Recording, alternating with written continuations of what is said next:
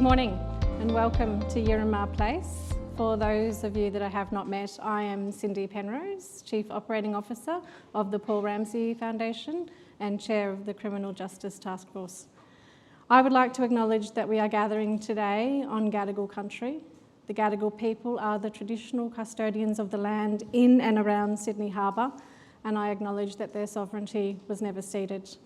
I pay my respects to elders past and present and extend that respect to Aboriginal and Torres Strait Islander colleagues and guests here today. I have the great privilege of welcoming you today to Yirrama Place, a for-purpose precinct, home to many impactful not-for-profit entities and social enterprises, and home to the Paul Ramsay Foundation. This historic building has been restored, reimagined and reinvented as a place for people and organisations with a social purpose at the very heart of what they do. Yirrama is a name carefully chosen through extensive consultation with local Aboriginal leaders and organisations, and we understand it to have the literal meaning of many creation.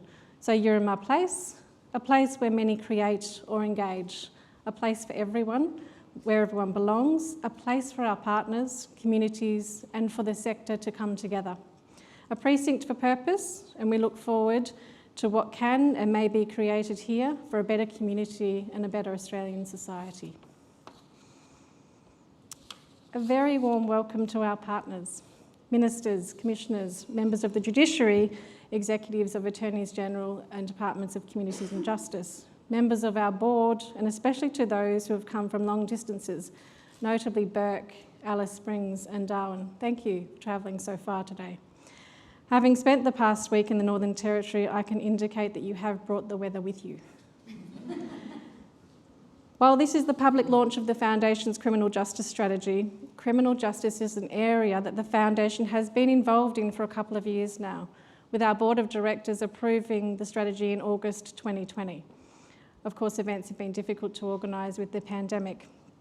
So we're delighted that we finally have the opportunity to spend this time together to talk about and to listen to what the Foundation has been doing, what we intend to do, and to exchange ideas about our collective goals.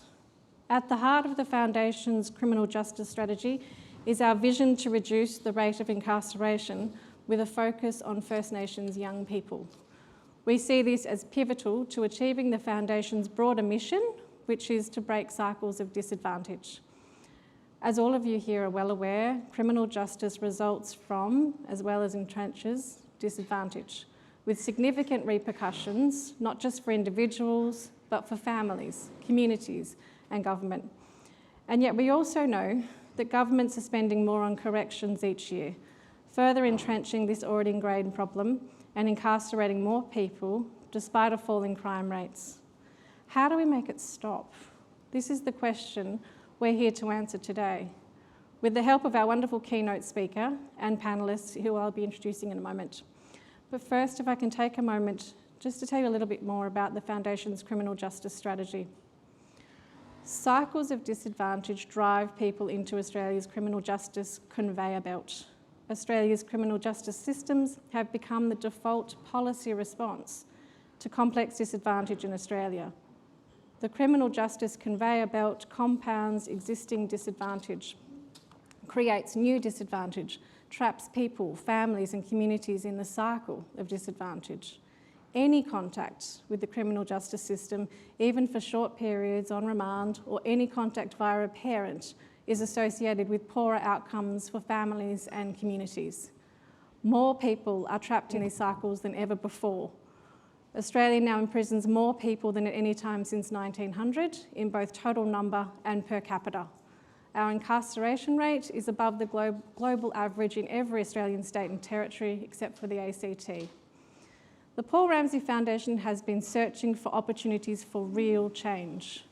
We recommended a holistic approach that reaffirms the central role of communities through place-based approaches, connected to systems, through a coordinated reform effort and backed by evidence to improve understanding of effective responses for impact. And we know it is impossible to break the cycle without engaging the state and the systems. The Foundation sees an opportunity for government and philanthropy to work together with service providers, communities, practitioners, businesses to reform criminal justice systems and to break the relationship between disadvantage and Australia's criminal justice system. Our key focus area is First Nations young people because of their overrepresentation in the justice systems and in recognition of the fact that early intervention can make a lifetime of difference. It's not our only area of focus, however. We're also supporting diversionary measures more broadly, post-release programs aimed at reducing recidivism, and improving safety through reducing exposure to domestic and family violence. Since August 2020, Paul Ramsay Foundation has committed over $50 million to our criminal justice partners, be it through advocacy, with the leadership and efforts from our partners at Justice Reform Initiative and Change the Record, changing hearts and minds, through place-based, community-led change with our partners at Save the Children, YNL, Aboriginal Legal Service and Just Reinvest New South Wales. Through Health Justice Australia with holistic approaches to better health and justice outcomes for people experiencing disadvantage. Through the Community Restorative Centre's Miranda Project and Griffith University's focus on women and the criminal justice system, specifically incarcerating mothers. The Bug Me Bar Committee, dedicating resources to educating the legal fraternity to improve justice outcomes through diversion and identification of Aboriginality and the disadvantage of it on sentence. Weave, on-the-ground grassroots diversionary programs which focus on First Nations young people and is recording terrific results. NARJA and NTCOS, supporting implementation of the Northern Territory Aboriginal Justice Agreement, and you'll hear more about that shortly through Leanne. Through its law and justice groups, communications campaigns, which goes to the heart of addressing racism and inequity. Through the hard work of our partners and our shared vision, we are beginning to see evidence of network and capability building, successful service delivery, beginnings of legislative reform, community impact, and positive systems change.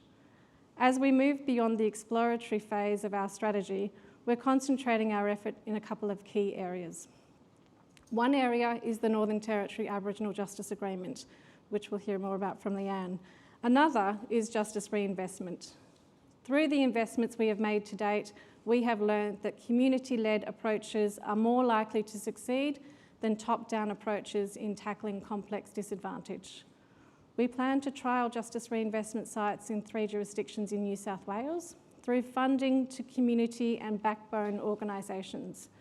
We will also support further research and evidence building and invest in public building support for these initiatives. I am pleased to announce that at its recent meeting, the board of the Paul Ramsay Foundation made a significant financial commitment towards this program of work. We know that to achieve long-lasting change, we can't do this alone. We know that disadvantage cannot be disentangled from the dynamics in the criminal justice system and other employment, housing, health and social services, which can under-deliver for people impacted by the system because of the siloed approaches and separate governance and funding approaches. We need to work together with partners, other funders, communities and their leaders and governments to see results that will shift the dial on this country's prison problem. Which brings me to introduce our keynote speaker, a woman with more insight into the complexities of this challenge than most. Leanne Liddle is the Director of the Northern Territory Government's Aboriginal Justice Unit. Leanne has travelled thousands of kilometres to meet and listen to Aboriginal communities.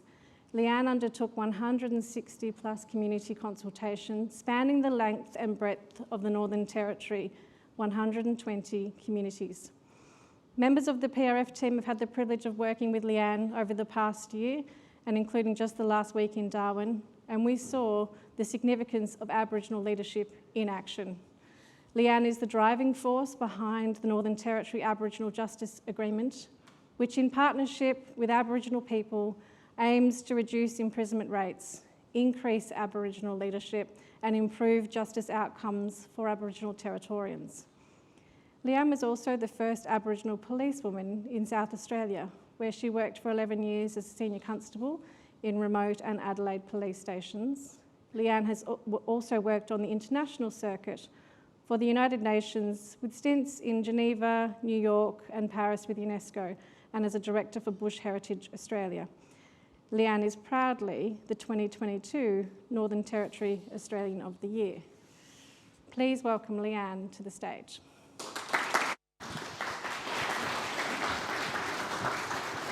Thanks, Cindy.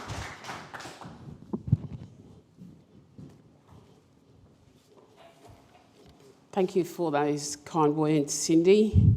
But really, I'm just a young Aboriginal person who grew up witnessing so much injustice in Alice Springs, and that led me to the direction that I take on today to ensure that justice is delivered for everybody. Firstly, I'd like to acknowledge the Gadigal people whose land we stand on and present today, and I pay my respects to elders past, present and emerging. I'd also like to acknowledge members of Paul Ramsay's board, commissioners, distinguished guests, and Miss Georgette Di Natale, who's come all the way from Darwin to listen to the talk this morning. Justice delayed is justice denied. This very famous saying is attributed to William Gladstone, an English Prime Minister in the House of Commons in 1838. And like so many such truths, it can be ironically incorrect in certain contexts. In 1838, it was also the year in which at least 28 Aboriginal men, women and children were massacred at Mile Creek in reprisal for the action of others. Those involved believed that swift justice was required as a show of force. And somewhat remarkably, the massacre was reported to authorities who charged 11 of those 12 involved, a reflection of a temporary period of humanitarian interest from the London Colonial Office. The first trial saw all acquitted, with much media and popular rejoicing. One of the juries declared, "I look on the blacks as a set of monkeys, and the earlier they are exterminated from the face of the earth, the better. I would never consent to hanging a white man for a black one. I knew well that they were guilty of murder, but I, for one, would never see a white man suffer for shooting a black." Astonishingly, 7 men were retrialled and then hung. Again, a remarkable outcome never to be repeated in Australian history. A rare example of justice delayed, but not eventually denied. There's a long history of denial in the Northern Territory's justice system, particularly since the Territory separated from South Australia in 1911 to be administered by the Commonwealth. One occurred in 1928, the Coniston Massacre. Dozens of Walpuree, Amudjara and Kadjuri people were killed in a violent campaign against Aboriginal people led by Mounted Constable George Murray after the killing of a white dingo trapper, Fred Brooks, in 1928. In 2018, to mark the 90th anniversary of the massacre, Northern Territory Police apologised to descendants of those killed, saying the actions of the officers could never be justified. The dominant ideology towards Aboriginal people from the late 1800s to after the Second World War was one of social Darwinism.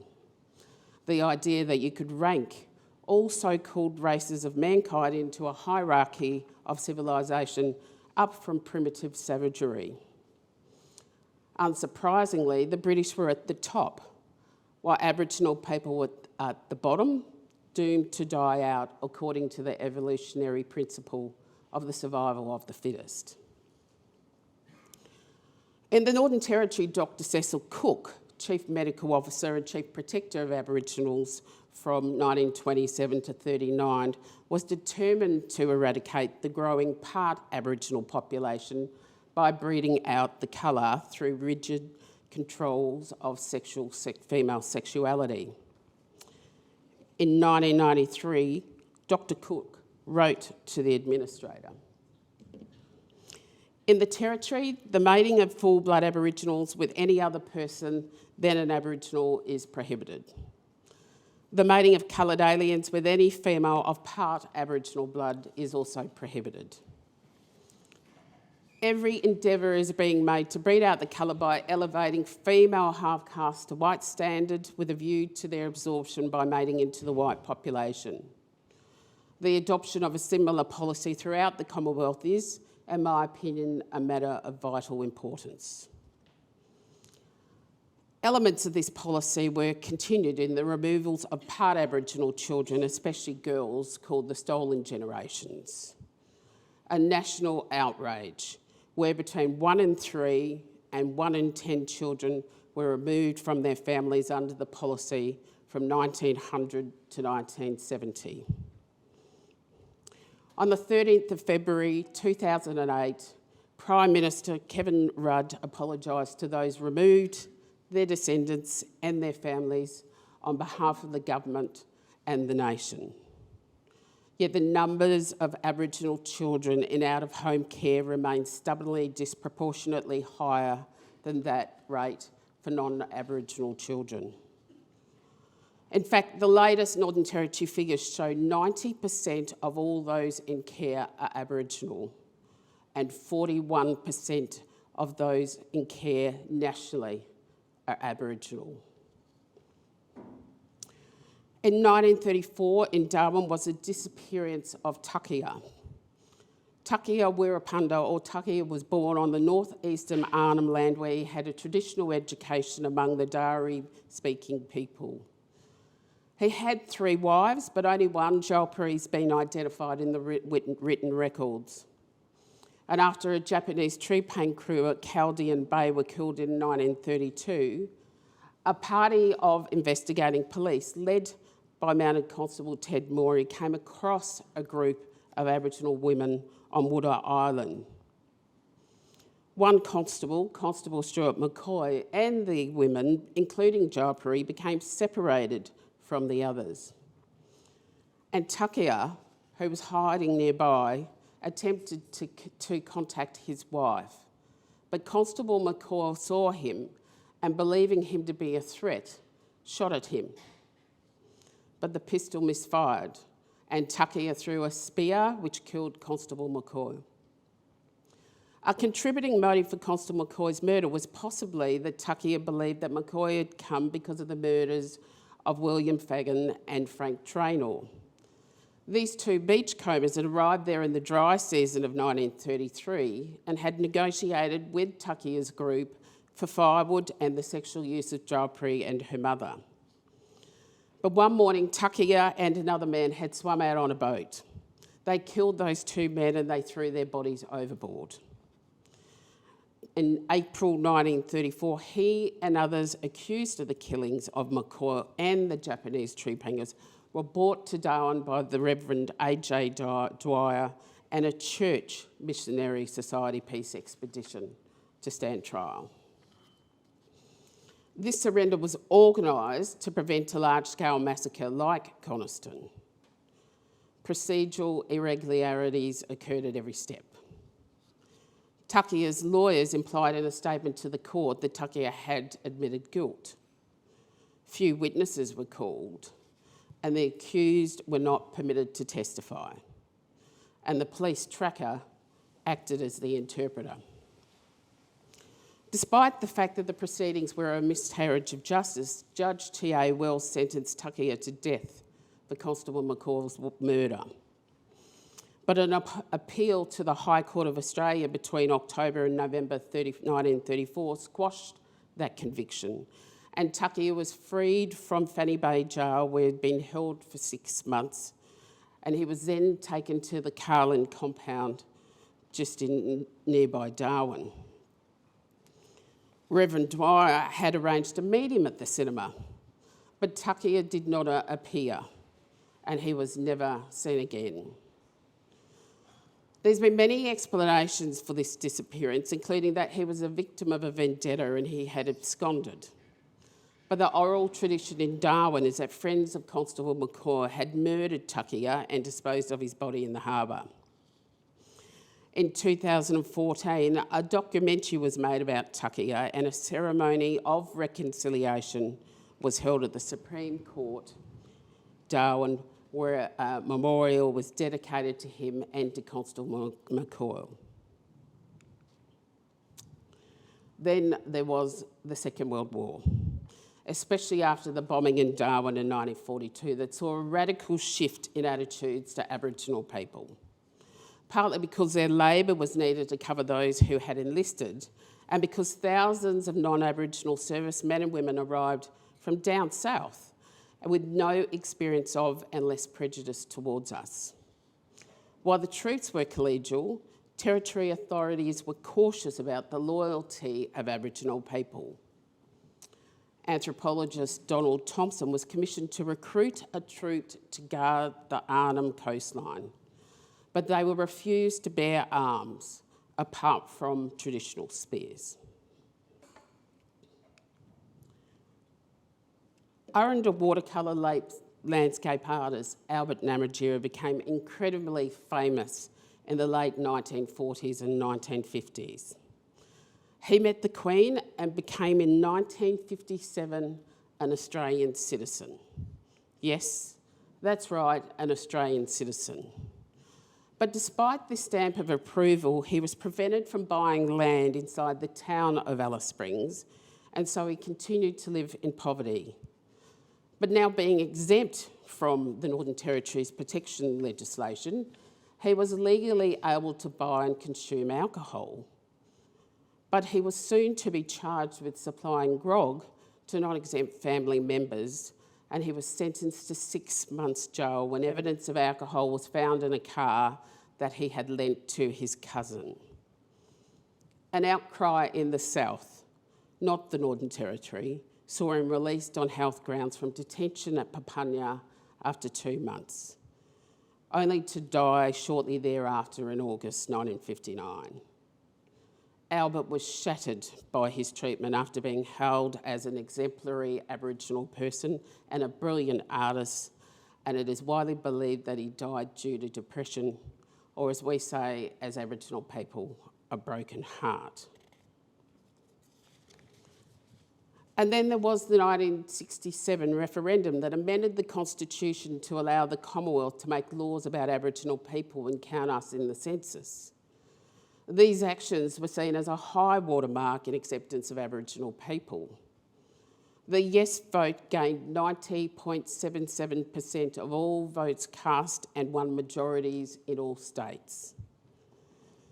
Significantly, the state with the most Aboriginal people, Western Australia, had the lowest majority.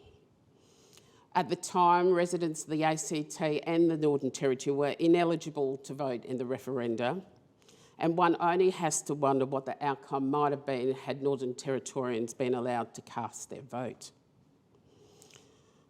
But one, if not the most enduring indicators of justice denied, is the incarceration rates of Aboriginal people, and in particular, Aboriginal women and young people. Many of you in this room here this morning will remember the excitement and the release of the Royal Commission into Aboriginal Deaths in Custody by Commissioner Elliott Johnson and the final reports of the Royal Commission being released in 1991.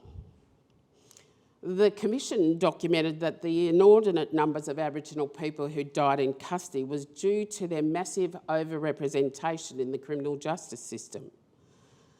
The reports detailed the role of systemic racism, which they still and refer to today as institutional racism, in the areas of arrest, charge and sentencing. They also placed these in the context of ongoing colonisation, highlighting the fundamental role of underlying issues such as poverty, poor health, unemployment and lack of self-determination. 2 key recommendations was that both imprisonment and arrest should only be used as a last resort, not the only resort. Obviously, the transformation called for by the Commission has yet to occur, with the Royal Commission's anniversary just happening in April this year, some 31 years later, where many of the 339 recommendations remain unaddressed. Yet another case of justice delayed and denied. In fact, over time, Aboriginal incarceration rates and deaths in custody have markedly increased, despite the plethora of reports and studies and the billions of dollars that is spent to decrease these rates. Back then, in 1988, when the Royal Commission was released, the number of Aboriginal people imprisoned in the Northern Territory was, wait for it, 539. Today, it's a touch short of 1,760, whereas Aboriginal people, we make up 85% of all the adult prison population and almost 100% of children in detention in the Northern Territory. Increasing incarceration rates are not unique to Aboriginal people, but the rate of imprisonment is. In fact, over the past 12 months, the national imprisonment rate has increased from 5% between 2020 and 2021. That too reflects similar rises in Aboriginal imprisonment rates, with a further 15% increase in unsentenced prisoners, especially those charged with acts intended to cause injury. That is, ironically, the very offence that most Aboriginal people were charged with. But 78% of these prisoners had previously been imprisoned as an adult. In the Northern Territory, Aboriginal prisoners have increased by at least 12%, and so too our prisoners on remand by 32%. And for most of these people on remand, their eventual sentence, if convicted, amounts to time already served, and after a longer term than had they been jailed and had they been out on bail. A classic case of justice delayed is justice denied. Now, you might think and assume that these figures would demand a serious overhaul of the Northern Territory's Bail Act. Indeed, we have recently seen such an overhaul, but now it makes bail much harder to get. The presumption of bail has been removed for a range of offences, including unlawful history and unlawful use of a motor vehicle. Both offences that are disproportionately committed by Aboriginal people. Even more punitive amendments have been implemented, including automatically revoking bail for serious breaches, expanding the list of prescribed offences in the NT Bail Act, expanding electronic monitoring by police, and allowing a record of past bail breaches to be heard, toughening the Traffic Act to breath test youth without the presence of a youth, and amending the Youth Justice Act. Bail is a privilege, not a right, they said. If a young person commits a serious breach of bail, their bail will be revoked and they will be taken into remand. Well, these moves directly abandon the recommendations of the 2016 Dondale Royal Commission, which found that those granting bail to Aboriginal youth did not ensure sufficiently that young people understood the conditions of their bail and what is required to comply with them, which obviously has led to further breaches. Other structural problems include the lack of suitable bail accommodation, despite the known long-term levels of overcrowding and homelessness within the Aboriginal community. Changes to bail occur because governments want to appear tough on crime, despite counter evidence from experts and commissions, and in doing so, they ignore systemic racism and the underlying socio-economic causes of offending. The same problem can be seen in other recent justice issues, such as mandatory sentencing, offensive language, paperless arrests, and the minimum age of criminal responsibility. The Rolfe trial deserves its own speech because it's too raw and there'll be time much later down the track for this. But one aspect that has been raised by the Walker family that needs systemic change, and that's the lack of jurors, Aboriginal jurors in the Northern Territory. We make up 31% of the population in the jury, but as the Walker family identified, they said,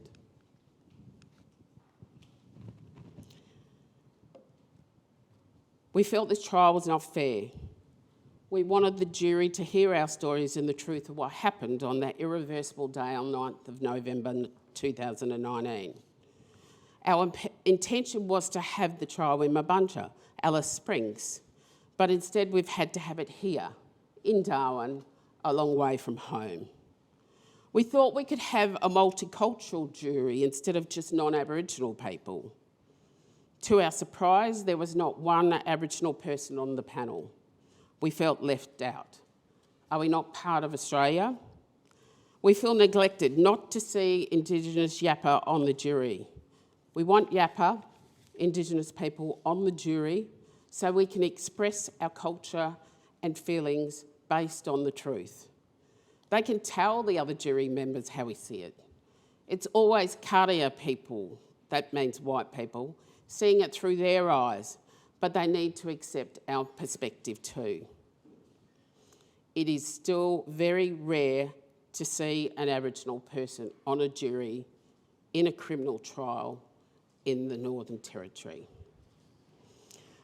One of several structural obstacles is the current parameters of the jury selection process that excludes huge numbers of Aboriginal voters, not just from remote communities, but also from the fringe areas around Alice Springs and Darwin, including Palmerston. In 2013, the Northern Territory Law Reform Committee made recommended changes to the Juries Act to get more Aboriginal jurors hearing court matters.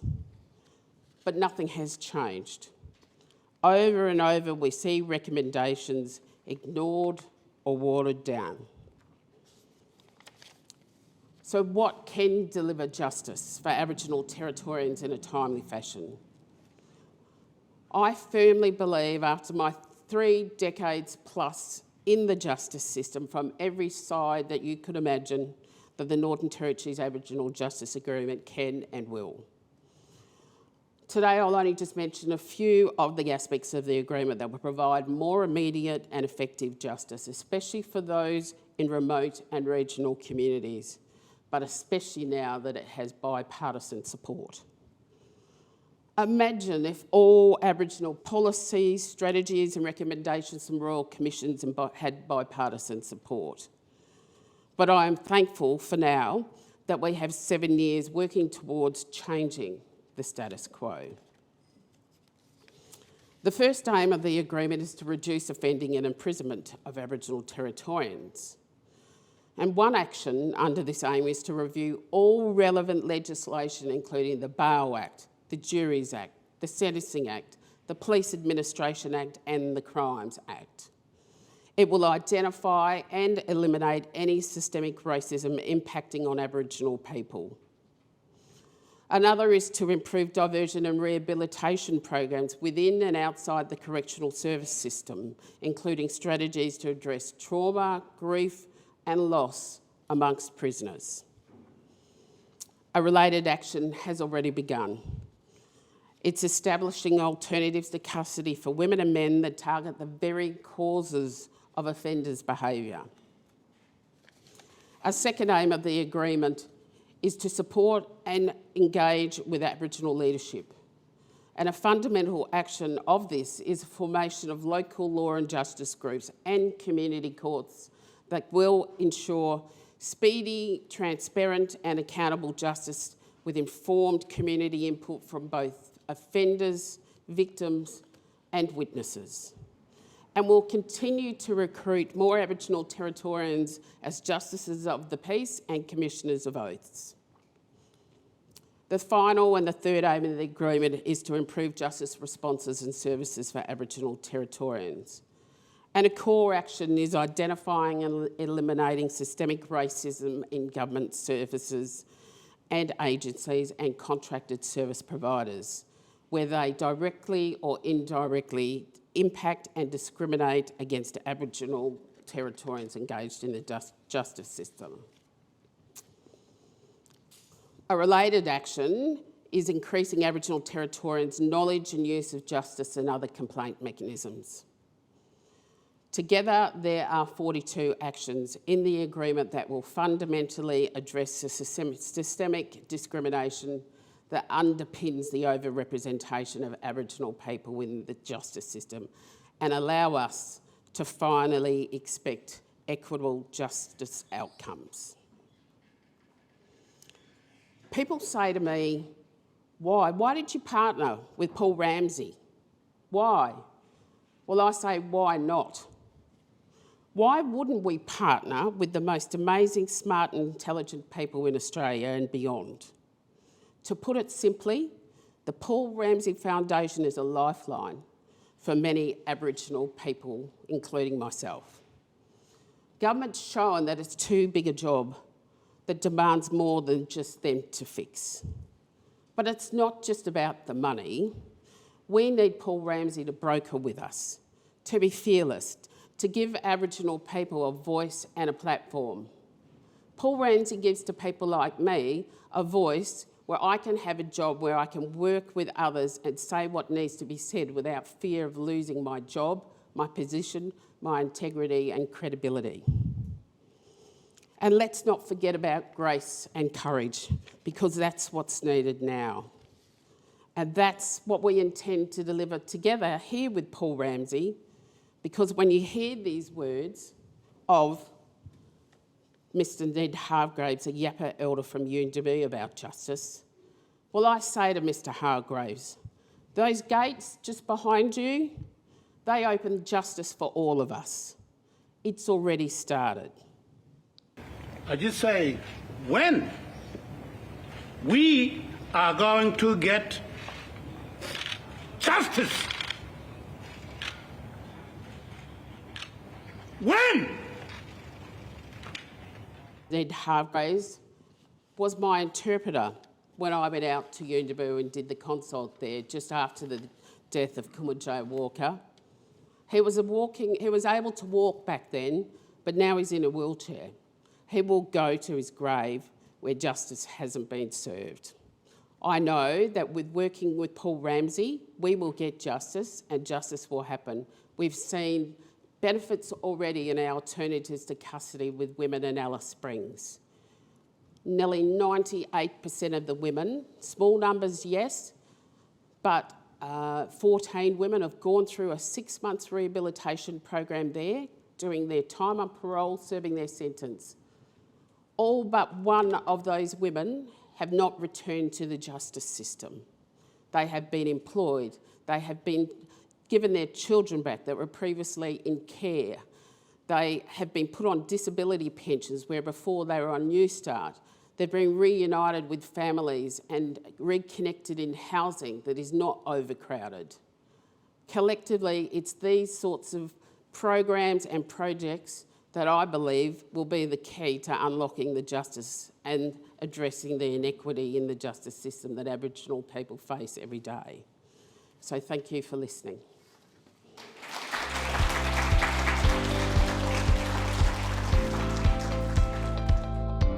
I'd now like to introduce you to our esteemed panel of experts who will join us to discuss the topic of Australia's prison problem and how we cure it. But first, let me introduce you to our moderator for the event, Erin Goff. Erin leads the Foundation's development of criminal justice related partnerships and brings her extensive experience working in the New South Wales justice system to the role. And before joining the Paul Ramsay Foundation, Erin managed several reviews for the New South Wales Law Reform Commission and New South Wales Sentencing Council in areas including guardianship law and consent. Before that, Erin led strategic policy work at Legal Aid, New South Wales, to support delivery and broader reform within the legal services sector. Please welcome Erin.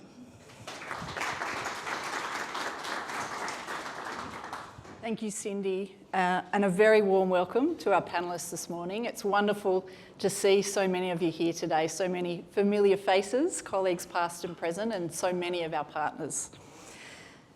I too would like to acknowledge that we're gathering today on Gadigal country and pay my respects to elders past and present. As we all know, and those of us in our room perhaps more than most, prison numbers are ballooning in Australia and recidivism is rampant. And this comes at great cost to the community and to government. We've heard from our esteemed Keynote today about the appalling history of colonialism in this country and how it continues today in our criminalisation of First Nations people, and how by disproportionately affecting those already experiencing disadvantage, carceral solutions are further entrenching the problem. We need to find other ways. We're joined here today by a panel of experts to discuss what it is about our current system that needs to change, how to support alternatives to custody, and just as importantly, who we need to get on board. We don't claim that this is simple, unfortunately, it's not, nor do we claim that we have all the answers. However, we are privileged to have three speakers who will be able to help us get to the bottom of some of these difficult questions. And we're also going to allow some time at the end of this panel for questions from the audience as well. I'd now like to introduce the panel, starting with Brendan Thomas. Brendan, a proud Wiradjuri man, has rejoined the Department of Communities and Justice after 4.5 years as the CEO of Legal Aid New South Wales, where he led work to ensure clients were at the heart of the important work that Legal Aid does. During this time, he significantly increased the number of Aboriginal clients and had 32 practising Aboriginal solicitors. Prior to his time at Legal Aid, Brendan worked at the Department of Justice for more than 20 years. As part of that time, he was a Deputy Secretary, leading major criminal and civil justice reforms, including the introduction of circle sentencing, reforming victims' compensation, establishing the Law Enforcement Conduct Commission, the design of Out Crime Research Centre, the Safer Pathways Scheme, and Youth on Track. Brendan is now heading up vital work in a newly created division dedicated to improving Aboriginal outcomes in the justice system, child protection and housing systems. Please join me in welcoming Brendan.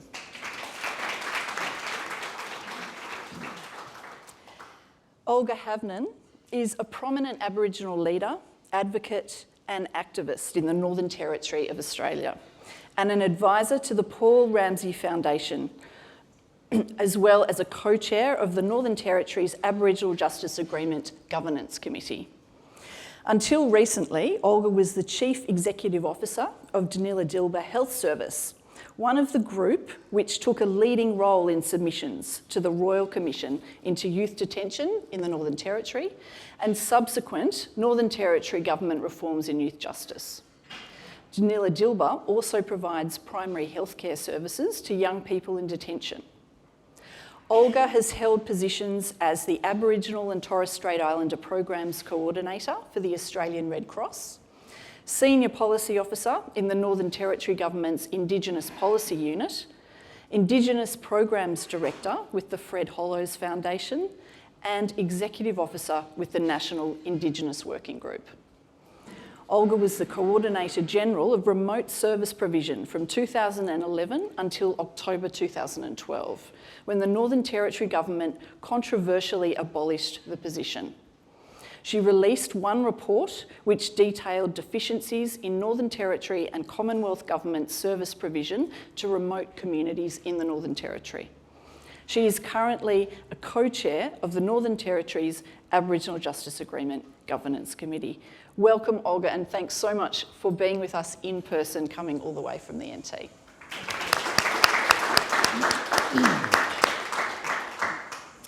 Professor Jack Beatson is a Namba man with extensive experience in adult education, community development, and Indigenous and human rights education.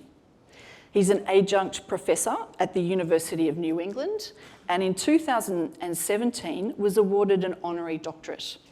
He is one of only 12 people worldwide to have received a United Nations Unsung Hero Award. Jack is the chair of the New South Wales Aboriginal Land Council Economic Development Advisory Committee, board member of Social Enterprise Finance Australia, and executive director of Literacy for Life Foundation, and was most recently honoured by being the first Indigenous Australian to be inducted into the International Hall of Fame of Adult and Continuing Education. Jack is also the co-chair of Just Reinvest New South Wales, which supports Aboriginal communities to explore and establish justice reinvestment initiatives and advocates for systemic changes that build safer and stronger communities. Just Reinvest's goal is to reduce the number of Aboriginal and Torres Strait Islander people in the criminal justice system and in prisons in New South Wales. Welcome, Jack.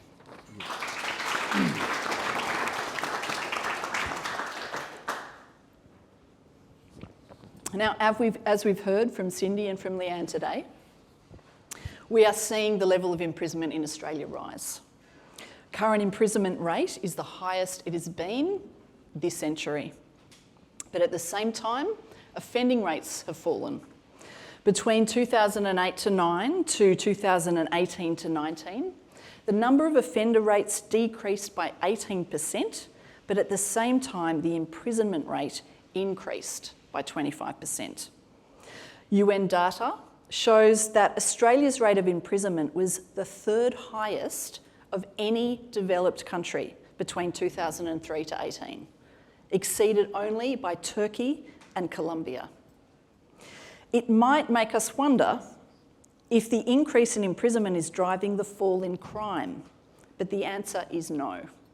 1 in 3 people in prison today are on remand, awaiting trial or awaiting sentence. Despite this, there is no rehabilitation programs available for those prisoners. 60% of people who enter prison have been there before, so recidivism is high. The numbers also show that many people are caught on a prison, minor crime, prison treadmill. This is usually because of untreated alcohol or other drug issues, undiagnosed mental health or cognitive issues.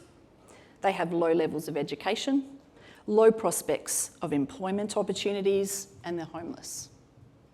As Leanne noted earlier in her speech, there is ample evidence to show the link between the child protection system and the youth justice system.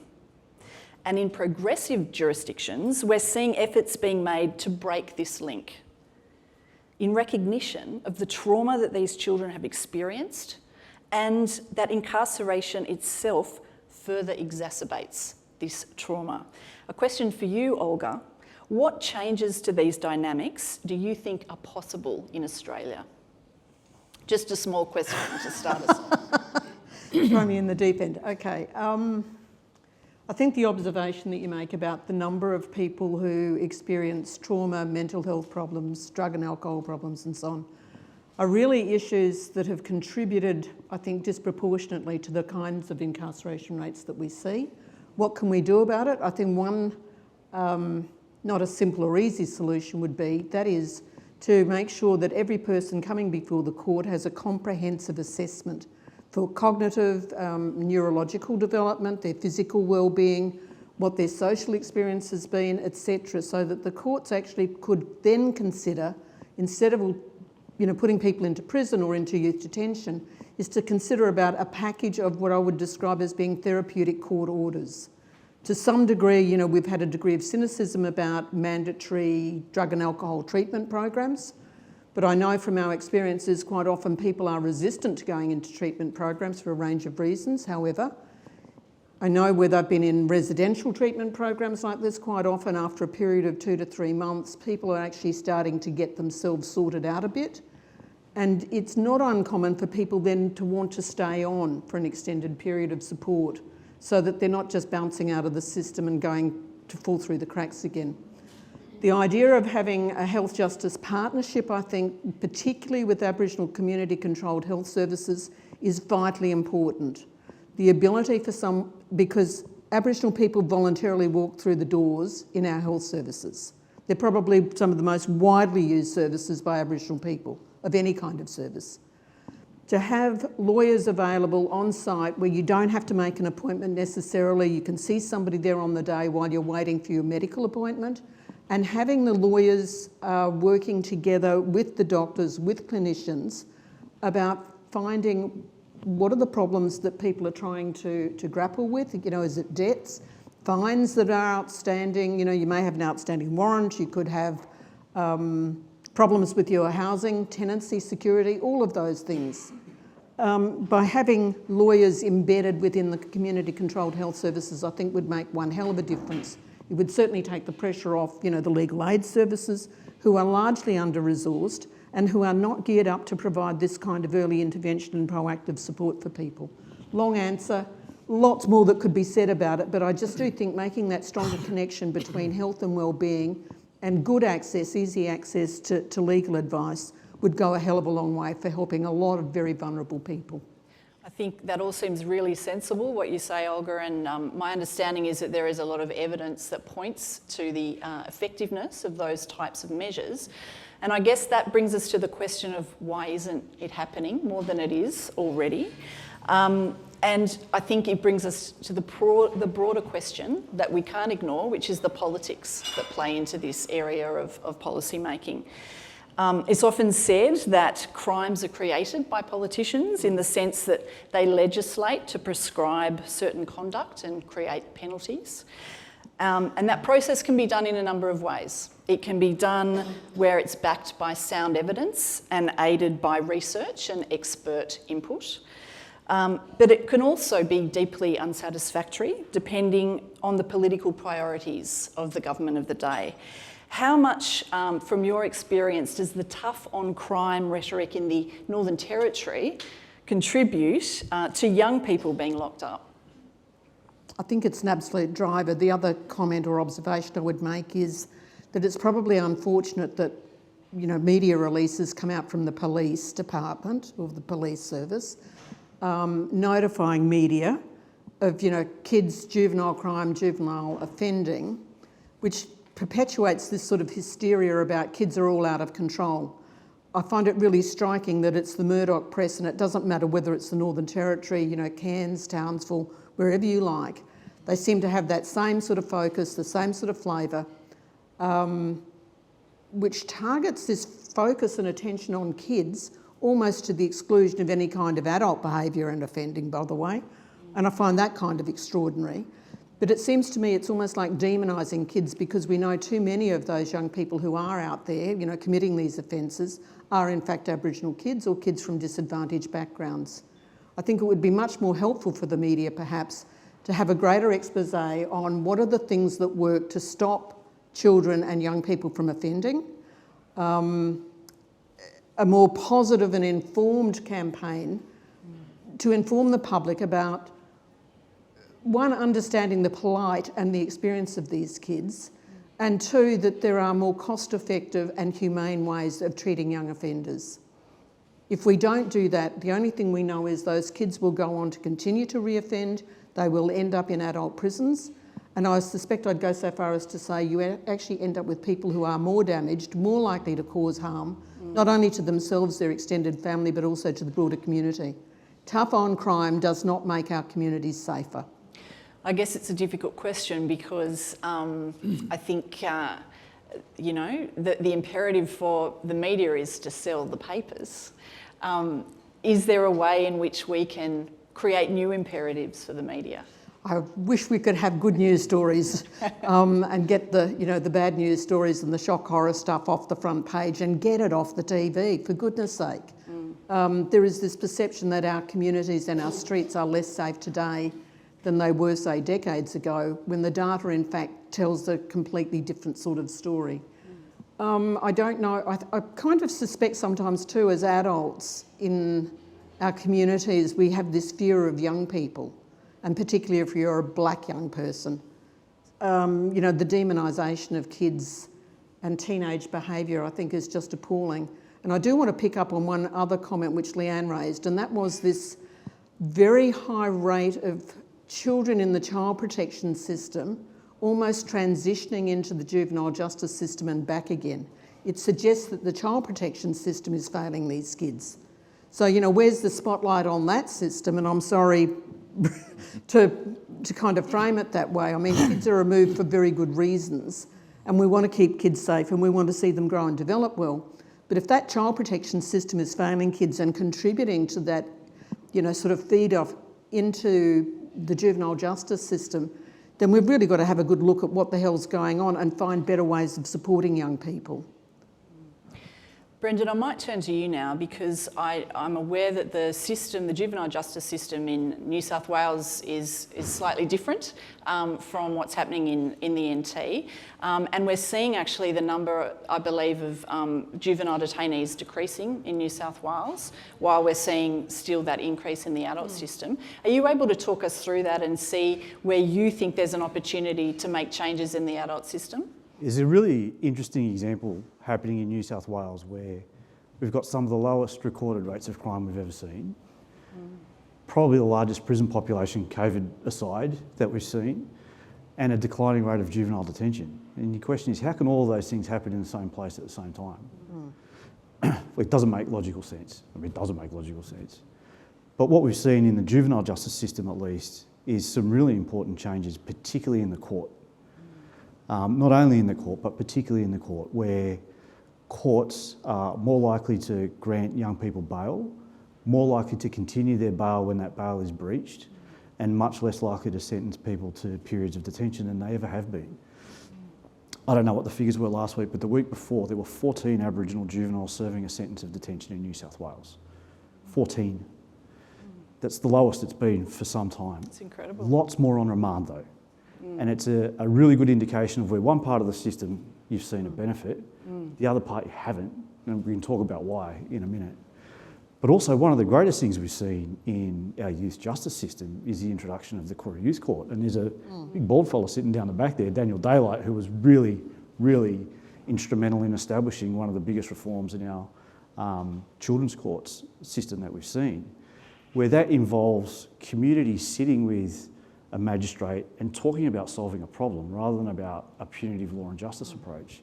And the recent Boxar evaluation of that showed children going through that are significantly less likely to be sentenced to detention than the same child going through a regular justice system. And that's simply about changing the way courts make decisions, the way they see their job, and fundamentally shifting those decisions.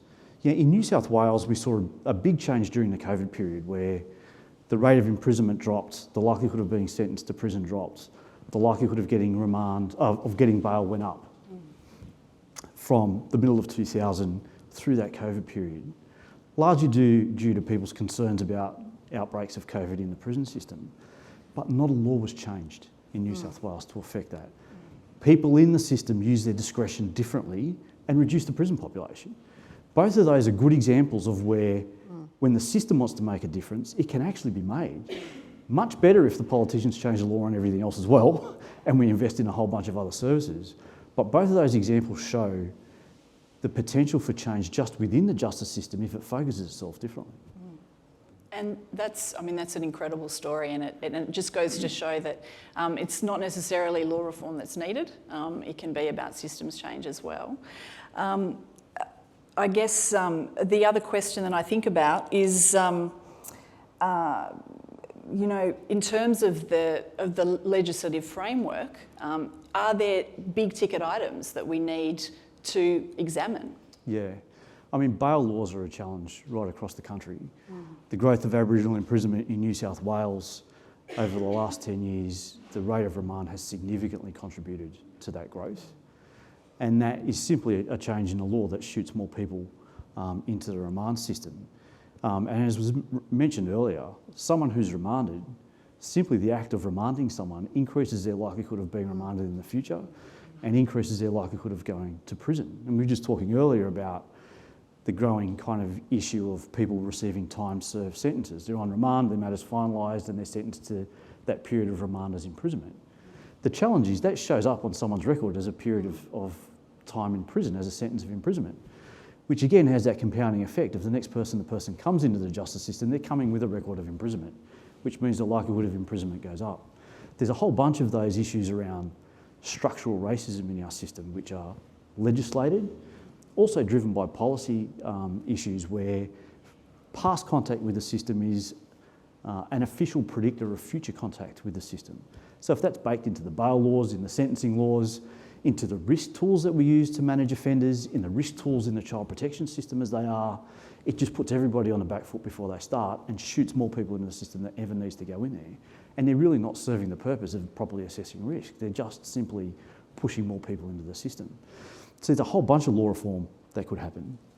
But the biggest change we need, if I can say, is for justice systems to share authority with Aboriginal people. Our community should determine how they get policed. They should determine how people service bail. They should determine how people are sentenced, and they should determine the kinds of penalties that they get. And it's not until our communities are in control of those decisions that we'll see substantial change in the justice system. Nobody wants domestic violence in their community. Nobody wants children in unsafe situations. People don't want that, but people want to be able to have a say in what happens and to be in the driver's seat to make decisions for that. And there are good examples of where that can happen. We just need to systematise that.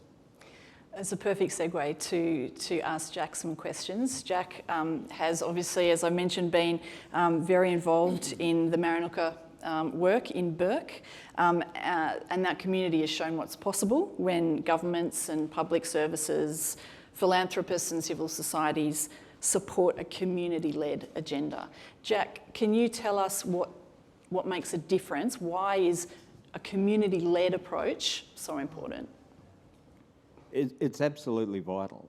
Someone said to me pretty recently where Olga comes from, or where she was born, up in Tennant Creek, and said, Jack, is it really that important that Aboriginal people direct systems change or lead systems change? And I said, well, look, in the last 230 years, we've had a whole range of systems and change systems imposed upon us. And then in all honesty, my question to you is if we'd have actually been setting up those systems, could we have possibly done a worse job than you had? It couldn't be possible. In Bourke, what's happening there is pretty amazing, and that's part of my own country. So I want to acknowledge the Nyimba people out there. It's on the shoulders of those mob that I arrive here today. But what happens in Bourke, one thing stuck out for me, and I'm part of the Maranoka initiative, and I remember reading a 187-page document that Alistair gave me and said, what do you think? I didn't know what I thought after reading it. I thought I was going to go crazy. But, you know, that's one initiative. The other one is a Stronger Places, Stronger People initiative, which is about community-led systems change. And it'll take a while to embed because you have to continually remind people that we're there for community-led systems change. I have to remind myself because I'm full of ideas. I'm full of things that I think will work, and I'm full of things I think we need. But it does go back to the community making those decisions. And one of the things that stood out to me when I was out there doing progress mapping with the community is I sat in on a practice out there where services and agencies come together every morning in Bourke. The police come along, and they talk about what activity might have went on the night before and so on. And someone might be texting when they shouldn't be because there's an AVO in place or anything like that. But rather than going around and arresting people, they brought that to this group. And people in the group would put their hand up and say, oh, they're a client of ours. We'll go and have a yarn to them, just see if everything's okay. That's an enormous systems change. In my view, and others may have different views, but it was very dependent on the area commander of police at the time out there. So it was an individual that was actually bringing about the systems change there in that regard. But to me, if I was to look at one thing that had a big impact on that, that was it for me. I walked out of that meeting thinking, what a great thing this is, because if they're a client, 9 times out of 10 they're going to be your friend, you know, unless you're the probation parole of the police, you know, and that's it. But what that did for me, I can remember, and I say this all the time, I only said it 2 days ago to some people. law has always been used as a punishment tool for Aboriginal people, and I've been subjected to that. I left my hometown just before I was 15 after being brutalised by police. An old non-Aboriginal fellow came around and gave me the money and said, leave town because they'll kill you next time. Now that's what happened to me, and that sort of stuff continues to happen. So it's easy to implement a punishment on Aboriginal people and Aboriginal communities by using the law, but rarely are we afforded the protection of the law. Now, my mum was brutalised by my father. In Kempsey, in the north coast of New South Wales, there was a time when the police would not go to South Kempsey after dark. You know? So what was happening there? You know? They were happy to arrest these people tomorrow morning, but there could be people getting killed overnight in some of those communities. Where was the protection for those people? They're the sorts of things I think in the system that have to change. And I'm a big believer in systems change as long as it's community-led. And the one thing I guess I know after a lot of years of hanging around in this space, not doing much but hanging around there, the one thing that I do know is, and people often ask me, they say, Jack, what's the answer? And up front, I don't know. I've got no idea what the answer is. I know where it is. It's in each community. They have the answer. And people often ring me and say, oh, what about this in Brewarrens? I say, go and talk to that mob out there. I don't live there. I haven't lived there for forever, But we always come and ask people like myself and people like the panel, Leanne, I'm sure she gets asked all the time, what's the answer? But the answer, it can only be with the community that you're asking about. Jack, you mentioned earlier that these processes, understandably, often take a long time. There's a lot of healing that needs to happen. There's a lot of work that needs to be done. I think one of the challenges that we recognise as a foundation is that it's long-term investment, that's what's needed. But I guess another challenge is ensuring that everyone who's needed for that partnership, governments and NGOs and community members, all of us need to have the patience to see the process out. And I'm wondering how we inspire that commitment from all of the partners that are needed. I think it's by example that happens. I think, there's been a range of partnerships, now that have been formed through the Paul Ramsay Foundation, not just with the group, not just with JR, but bringing other partners to the game. And I think what it does, it causes people to get a bit risky, not reckless, but it's a risk coming in. I feel at risk now. I better not say it because I'm only joking. Someone will tweet it out. And I think the bigger foundations are starting to take risk, by investing in this. And I think I use the word investing as you do, but quite deliberately, because that's a big thing for me is we actually have to change the narrative. We have to stop talking about funding programs. We have to stop talking about giving people grants, Aboriginal people have gone, in the last 200 years, from being the best fire stick farmers on the planet to grant farmers now. And the system caused that. The system caused us to do that, to be surfing around on the internet, looking for what grant and designing our program to fit into the guidelines that have been imposed by others. They're all elements of the system that we actually need to change so that we're developing the guidelines, We've got to be doing that stuff. I think when it is long-term, any solution is long-term, and no one thing is going to change it. No one thing. And if you want to talk about something long-term, the bulk of my work now and energy is in adult literacy. And I think it's absolutely critical in this space. We've just got a report out recently around some data linkage research we did on the first 8 communities we went to, and 50% of the people in that program, or there's been 50% less engagement in serious crime in those communities, and that's reading at a very basic level. And I said to a couple of people here earlier when they asked me about the work, if someone said, what can make a difference? Not what can fix the problem, but what can make a difference? And I always say, You know, if you want, the best gift you can possibly give an Aboriginal child is a literate mother. And we know that globally, that where you have literate mums, if you have literate parents, it's even better. But just having literate mums makes an enormous difference, and you will end up with a majority literate community.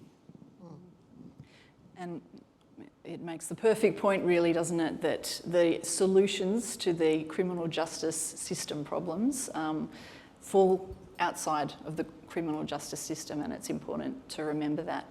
I have a final question before we turn to questions from the audience, so get your questions ready.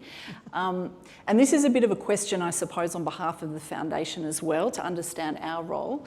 Olga, we've been working with the community partners in the NT and the criminal justice team were up last week in Darwin talking to community and to government, and we're investing in support of the Aboriginal Justice Agreement. What role do you see funders like PRF playing in that type of space?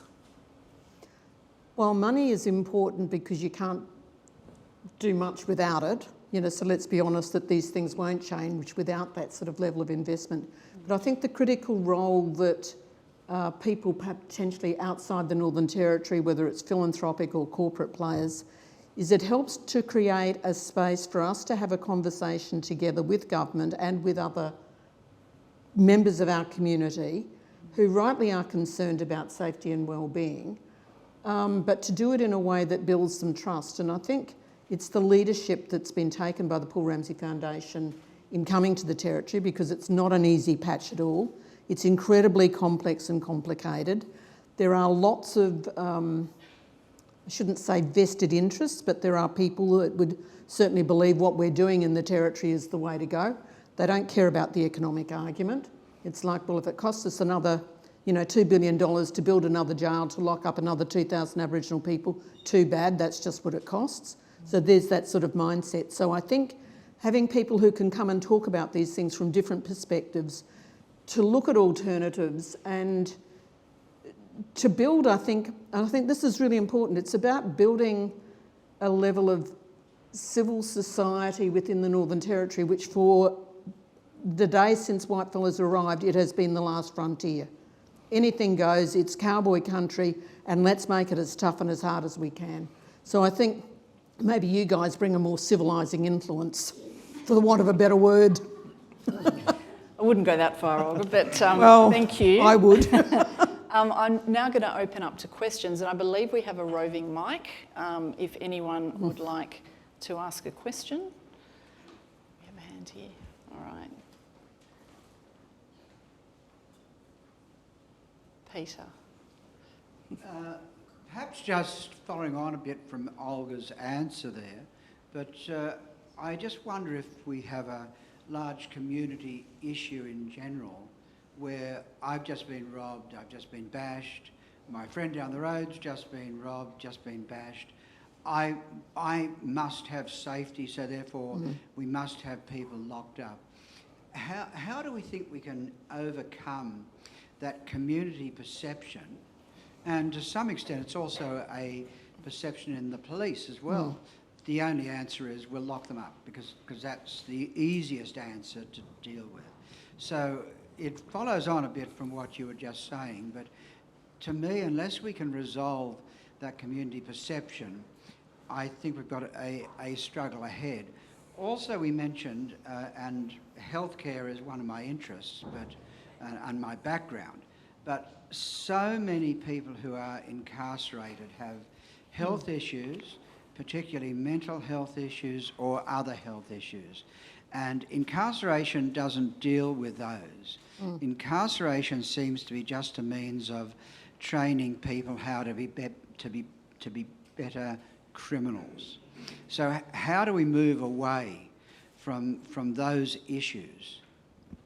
And I'm not sure who that's directed to. I'll try and make a really quick response to some of those things, and I think others have probably got views as well. One thing that I think that we could make more use of, where it's appropriate to do so and people are willing to do it, I think is victim offender conferencing. particularly with young people. And if those young people attended that victim offending conferencing with members of their family or significant adults in their lives, what we know from the data and from the very limited experience in the Territory has been that those kids by and large don't even think about the harm that they're causing. That's the first thing. Secondly, when they do participate in those conferences, they tend not to go on to reoffend, or at least not as quickly as they might have done otherwise. It significantly changes the views and perceptions of the people who themselves are victims.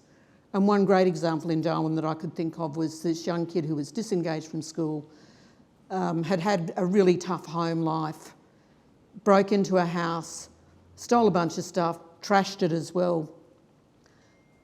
The people who owned that property, who were the victims, wanted to sort of know more about this young kid and what the hell was going on.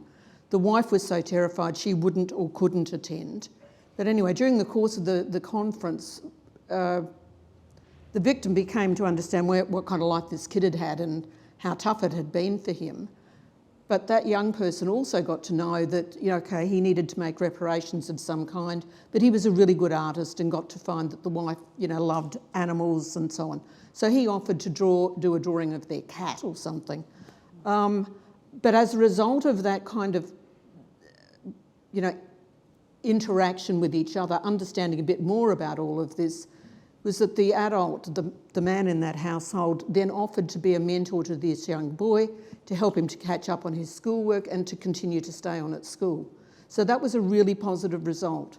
I mean, it gives me goosebumps talking about it, but I mean, how sensible is that? And it actually does away with this sense of fear.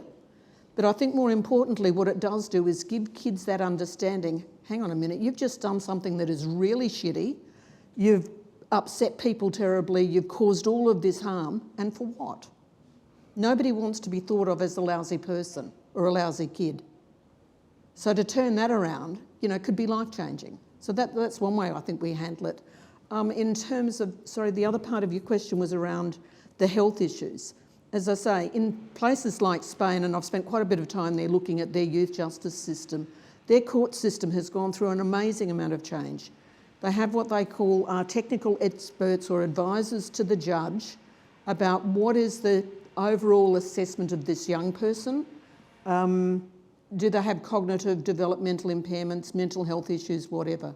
So that when those court orders are made, and particularly if these people have committed serious offences and do need to be incarcerated, and they sure as hell not locking kids up for petty crime like we do here, so this is serious crime, those court orders around therapeutic care means that you must see a psychologist, you may need to attend some sort of behavioural change program, you need to attend school, all of those things.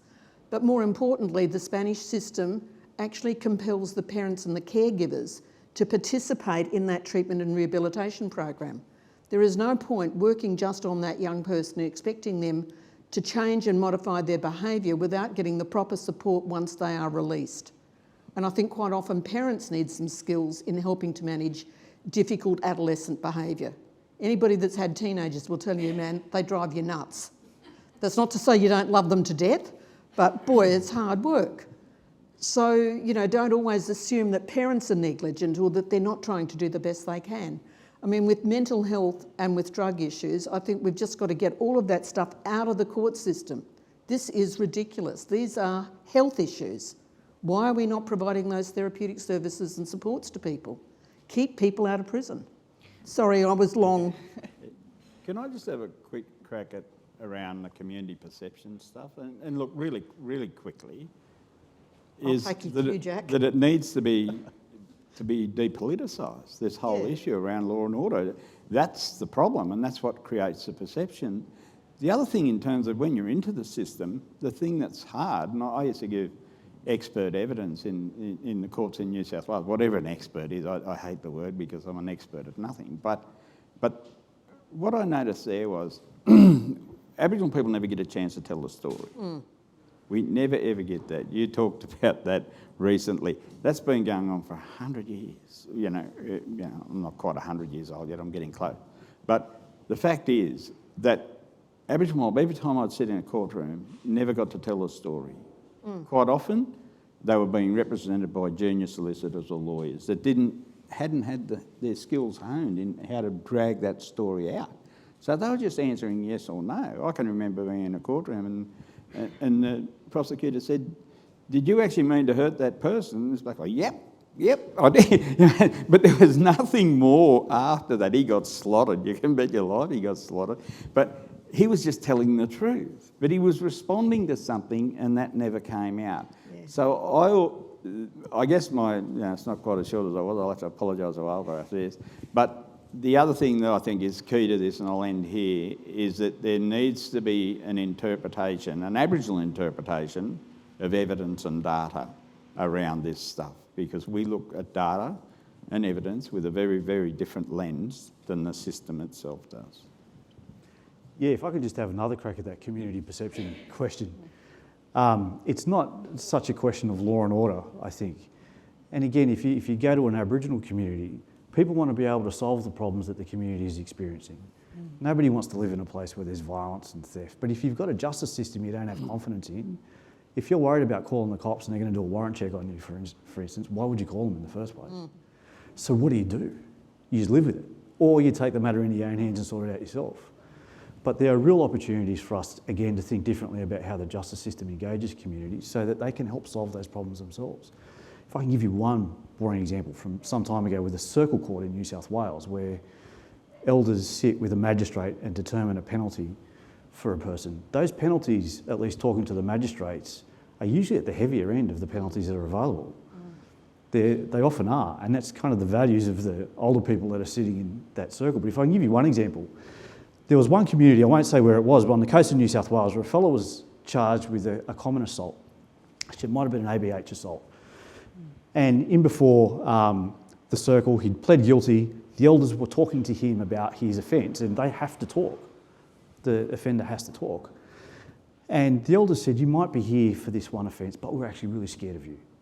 We're really scared of you. We're intimidated by you and by your behaviour." And they had a good discussion with him and his family about what was happening. And he got a penalty, I think it was 200 hours community service under the old community service orders.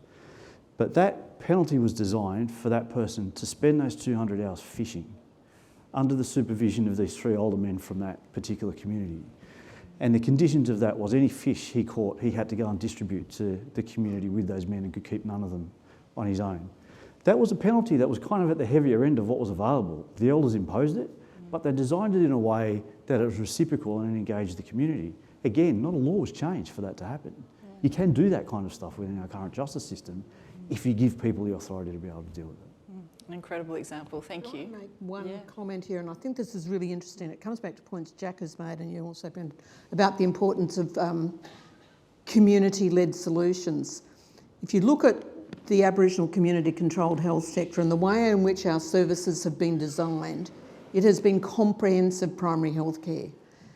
The Aboriginal health sector, I think, has led the way in a lot of reforms and changes that have then been adopted by mainstream private practice and mainstream health.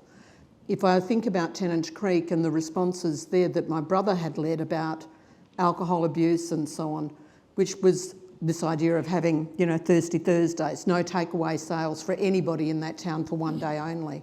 That led to an enormous positive impact and benefit in that town. So I don't think you can underestimate two things. One is the ability of Aboriginal people to know what are appropriate and workable solutions. And two is the value of having community-led responses. If you want something to work, go and ask the people who are directly affected and who have to live with either the consequences of what doesn't work or who, in fact, with the right opportunities, can lead really great transformational change. I think we've got time for just one more question. I can't see anybody, but I think we've got Peter there. Yeah, that's perfect. First of all, thank you so much for the panel's presentation and Leanne's presentation. I'll stand up. It's been fantastic. My name's Peter McGillivray. I'm from the Yuwai Nyarawli Partnership at UNSW. I'd really like to bring together a few things that have been talked about this morning, so please bear with me. The first is the idea of community-led, and I want to connect something that Brendan said, which was shared authority with the criminal justice system. I'm really interested to hear how we achieve that, given, taking your example, Olga, of the care criminalisation of our young people, going from the care and protection system to the criminal justice system. Here in New South Wales, we had Professor Megan Davis's inquiry into the overrepresentation of our kids in the system, which was the evidence for the system contributing to the overrepresentation. And in the view of that inquiry, the only response was structural reform. So I guess my question is, can we achieve community-led approaches to this without the structural reform when we know that's what's required? And how is PRF able to contribute to achieving that? Do you want me to answer? I have a shot at that. Yeah. The answer, I think, Peter, is we can't achieve the results we need without significant structural reform. And a lot of our government structures are based around, juveniles is a good example where our government structures are based around legislative responsibilities of government, not the problem that they're trying to solve. And what you've talked about in terms of the involvement of children in the juvenile justice system and the out-of-home care system is the prime example of that. Same kid, two different systems, two different legal regimes, two different service systems, dealing with that family in multiple different ways. It doesn't work. It just doesn't work. And you can see the results. At least a third of the kids in detention in New South Wales have been in the out-of-home care system. At least a third of the adult prisoners have been. And at least a third of the adult prisoners have currently got a kid in the out-of-home care system. Like, the connections are incredible. What you need is one system that deals with both of those things. And that's a big shift to make. And it's not just a shift about how you fund and design things, it's a shift into how you design the legislative regime that sits over the top of that, the courts that sit over the top of that, but importantly, how you empower communities to engage with that system. And coming to the question about what do bodies like yourselves play, at least in New South Wales, my sense is since the demise of ATSIC, the community voice has become very quiet. And I don't mean the funded organisation voice, I mean the voice of the actual people in Aboriginal communities. And while you can reform the government side of things, if that's not met by a strong community voice on the other side, the risk is that the reform will steamroll people and still be done in a reformist way by what governments want rather than what communities want. And I think a really important role you can provide is helping to give the backbone to that community voice in a whole bunch of different ways. But without that strong community voice, the reform couldn't be what it potentially could be. But we can tinker with our current system and make it kind of slightly better, but you're never going to get profound outcomes unless you're shifting that system structurally to deal with the problem that it's facing. And in this case, it's a challenge of a family having difficulties. And if you don't deal with kids in out-of-home care in the juvenile justice system as a problem of a family in the first instance, and then a community, you'll never solve it, and you'll just continue to have these transactional interactions with the system. I think I'd add one thing as an observation about how that structural change can have profound benefits. I mean, we've seen it in New Zealand with a single act that deals with both child protection and juvenile justice within the one piece of legislation. I mean, for goodness sake, you're dealing with the one child. Let's deal with them in a comprehensive, integrated way. The other place where I've really seen that profound change was in Spain. And anybody that's familiar with the sort of Spanish system and Spanish sort of demographics there, the Roma or Gypsy people, if you like, very similar national percentages as we have here in Australia with the First Nations people. But boy, they were seriously overrepresented in the justice system. And again, 30% of the juvenile justice system was occupied by Gypsy kids. Go back to Spain 10, 15 years later, and again, I have quite a detailed, reasonable understanding of how things work there with the justice system. But I was stunned to go back into those Spanish detention facilities, and you'd be looking for the Roma kids, the Gypsies. And I had to say to David Maguire, who's the CEO for Diagramma, who runs 70% of these Spanish detention facilities, I said, is this really unusual here, or am I just not seeing something? Like, there was, I think, 2 Gypsy kids that I saw. And he said, no, it was because the whole Spanish social services system had been turned on its head. That is, targeting really vulnerable families, providing them with better access to all of the services they need, including housing, training, jobs and so on, that the rates of incarceration for gypsies actually was back down to where it was, at the same level as it was as a proportion of the overall population. What they were seeing in Spain, however, was this sort of spike and increase in a lot of refugee and asylum seeker kids. And again, that would be understandable. So, in the space of less than 20 years, they completely transformed their system. I mean, how good is that?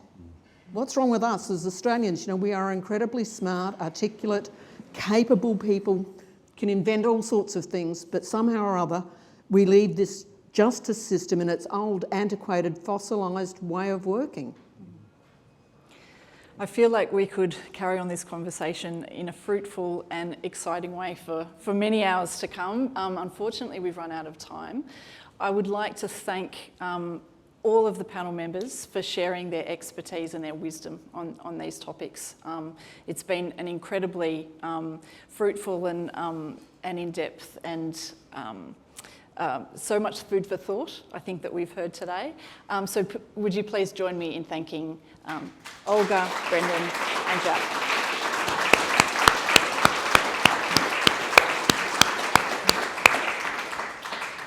We at the Paul Ramsay Foundation are very keen to take this conversation further with all of you. We will be hosting a series of roundtables later this year on specific key topics, so please look out for that. I'd like to thank you all again for joining us this morning. It's been wonderful to have you all here. I'd also particularly like to thank our events team for putting this event together. In particular, shout out to Rebecca and to Alex.